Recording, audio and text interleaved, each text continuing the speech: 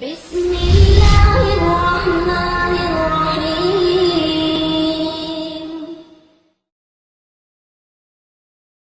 بہت سخت ہے، بہت زوردار ہے۔ اب زنا جو ہے اس کے لیے حضور نے جو کچھ فرمایا وہ سن لیجئے۔ عن ابن عباس قال ما رأيت شيئا اشبه باللمم مما قال ابو ہریرہ عن النبی صلی اللہ علیہ وسلم۔ حضور کی حدیث ہے، ان اللہ كتب على ابن آدم حظه من الزنا ادرک ذلك لا محال۔ اللہ تعالیٰ نے ہر انسان کا زنا میں ایک حصہ لکھ دیا ہے جو اس کو پہنچ کر رہے گا۔ فزنا العین النظر، آنکھوں کا زنا ہے نامحرم عورت کو دیکھنا، یہ بھی زنا ہے۔ اگر زنا کو روکنا ہے تو یہاں پر بھی قدغن لگے گی۔ ایک جگہ آیا ہے حدیث میں النظر سہم، یہ تیر ہے، یہ نظر جو ہے نگاہوں کے تیر، یہ تو آپ شاعری کے اندر بھی اور گانوں کے اندر بھی نگاہوں کے تیر سنتے ہیں کہ نہیں سنتے؟ النظر سہم، یہ تیر ہے۔ وزن اللسان النطق یا منطق، زبان کا زنا ہے کسی عورت سے گفتگو کر کے چٹخارے لینا۔ عورت کی آواز میں بھی ایک لوچ ہے، حسن ہے، اللہ تعالیٰ نے اسے سراپا ایسا بنایا ہے کہ مرد کے لیے اس کی ہر شے کے اندر اٹریکشن ہے، اس کی آواز میں اٹریکشن ہے۔ والنفس تمنا و تشتہی، اور باقی رہ گیا نفس، وہ تمنا کرتا ہے کہ اب میں اس سے آگے بھی بڑھوں اور زنا بھی کر لوں۔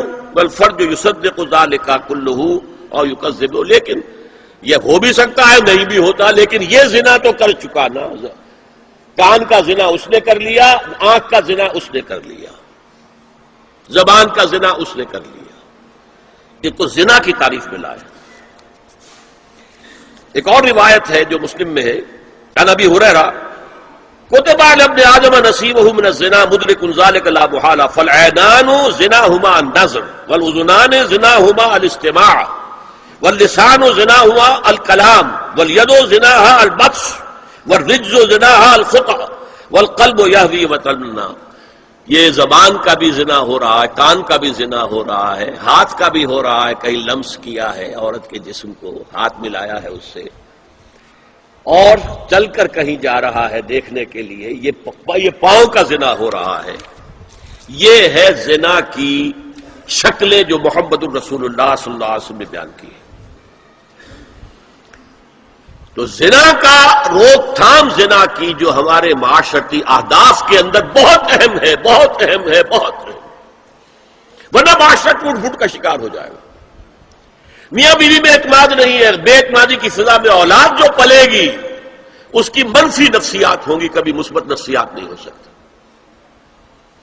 والدین میں محبت ہے، آپس میں اعتماد ہے، تو ایک دوسرے پر اعتماد ہے، ایک دوسرے کا لحاظ ہے، ایک دوسرے کی دلجوئی ہے، ایک دوسرے کی مدد ہے، یہ ساری چیزیں جو ہے وہ ایک فضا پیدا کرتی ہیں گھر کے اندر، وہ ایک نارمل، ایک صحت مند فضا جس میں کہ نئی نسل پروان چڑھے گی تو وہ ایک پازیٹیو اور مثبت نفسیات لے کر پیدا ہوگی۔ اچھا، اور دیکھیے اس میں کیا کیا کچھ حضور کی طرف سے آئے ہیں۔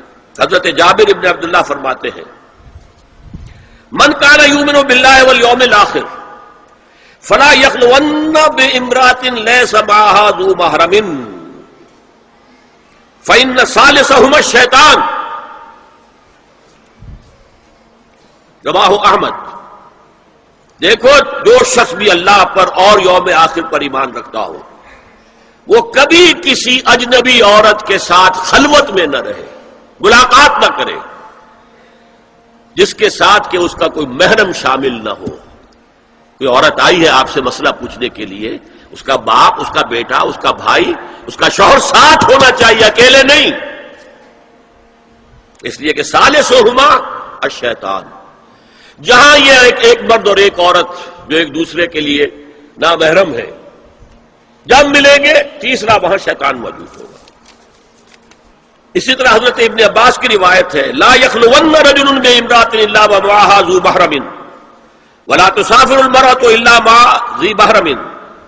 کوئی مرد کسی عورت کے ساتھ خلوت میں نہ ہو، اکیلے نہ ہو، مگر یہ کہ اس عورت کے ساتھ اس کا محرم موجود ہو، اور کوئی عورت سفر نہ کرے جب تک کہ اس کے ساتھ محرم موجود نہ ہو۔